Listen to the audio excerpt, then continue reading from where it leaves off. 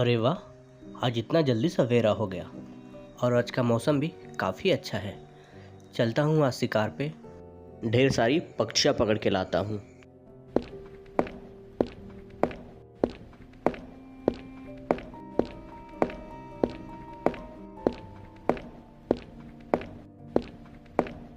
अरे वाह! ये जंगल काफ़ी अच्छा है। ढेर सारी पक्षियों की आवाज़ आ रही है। एक काम करता हूँ, यहीं जाल लगा देता हूँ। शिकारी वहाँ पे जाल लगाने के बाद थोड़ी दूर आराम करने चले जाता है।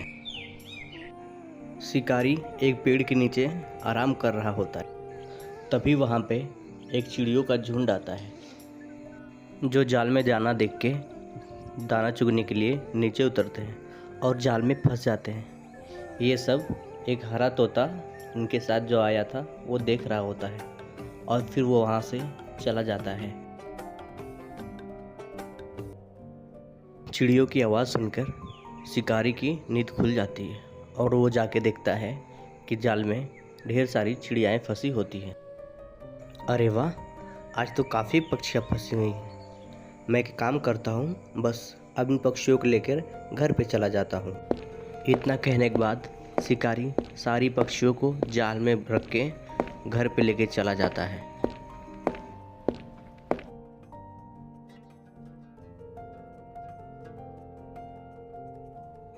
और इधर ये हरा तोता दुखी होके एक आश्रम में जाकर बैठ जाता है। वह देखता है कि तपस्वी गुरु अपने शिष्यों को ज्ञान की बातें बता रहे थे।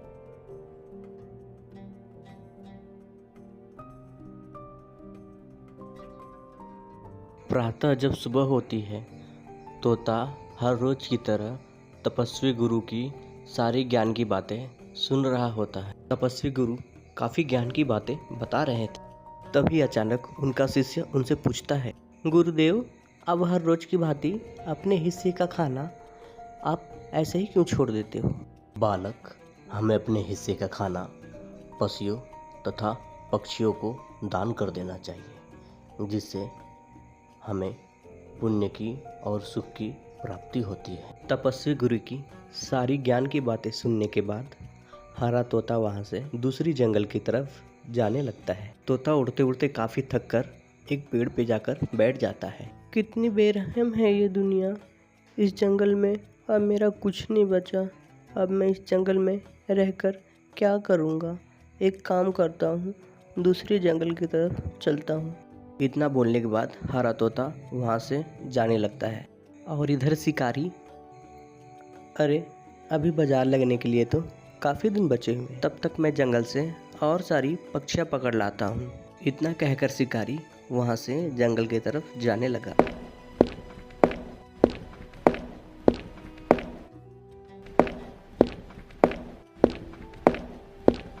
अरे यहाँ तो काफ़ी सन्नाटा है, किसी पशु या पक्षियों की आवाज़ भी नहीं आ रही। मैं एक काम करता हूँ, दूसरी जंगल की तरफ जाता हूँ, शायद उस जंगल में मुझे कुछ पक्षियाँ पकड़ने को मिल जाए।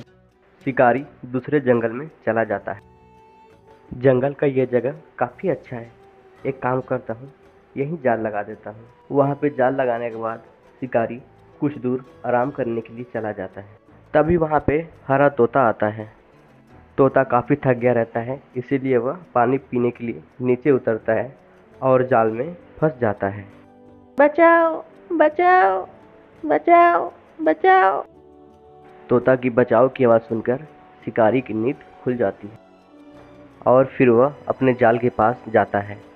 वह तोते को जाल में फंसा देख बहुत खुश होता है। अरे शिकारी, तू मुझे छोड़ दे, तूने मेरे सारा परिवार बर्बाद कर दिया। तू मुझे छोड़ दे शिकारी, तुझे मुझ जैसे छोटी पक्षी से क्या हासिल होगा? मैं तुम्हें ऐसे कैसे छोड़ दूँ?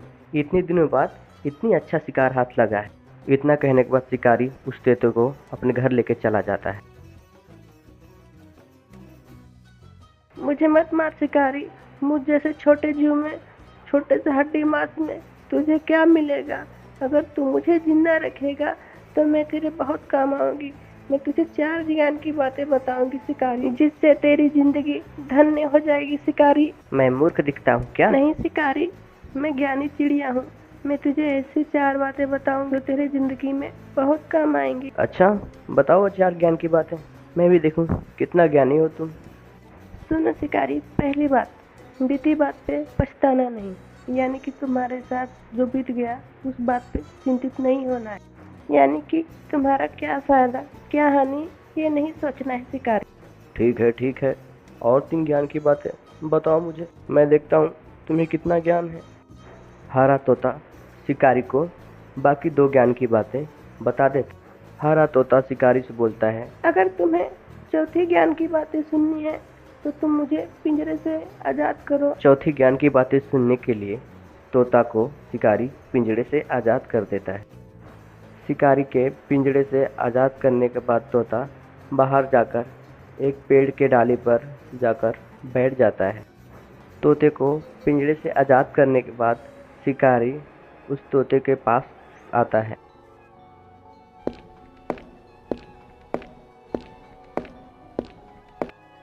शिकारी तोते से बोलता है, मैंने तुम्हें पिंजरे से आज़ाद कर दिया। तोता, अब मुझे तुम वो चौथी ज्ञान की बातें बताओ। शिकारी, तुमने जो पिंजरे में और पक्षियों को बंद किया है तुम उसे आजाद करोगे। अभी मैं तुम्हें चौथी ज्ञान की बातें बताऊंगा। ठीक है तोता, मैं उन पक्षियों को भी आज़ाद कर देता हूँ। इतना कहने के बाद शिकारी उन पक्षियों को भी पिंजरे से आज़ाद कर देता है।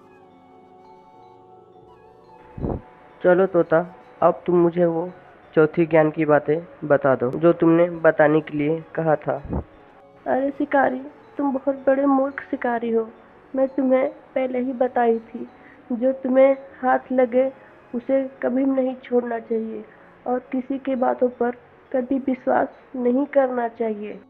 शिकारी को इतना बोलने के बाद तोता वहां से उड़कर चला जाता है और शिकारी फिर मन ही मन सोचता है